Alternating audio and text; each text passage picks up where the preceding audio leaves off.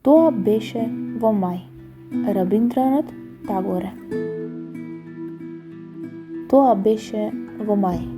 Спарното пладне изгледаше бескрајно долго.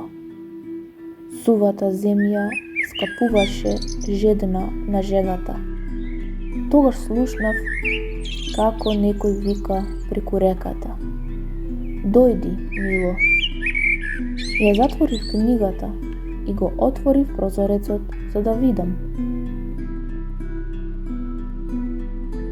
Крај реката стоеше крупен бивол со каллива кожа и питоми, стрпливи очи и едно момче во водата до колена го викаше за да го напои.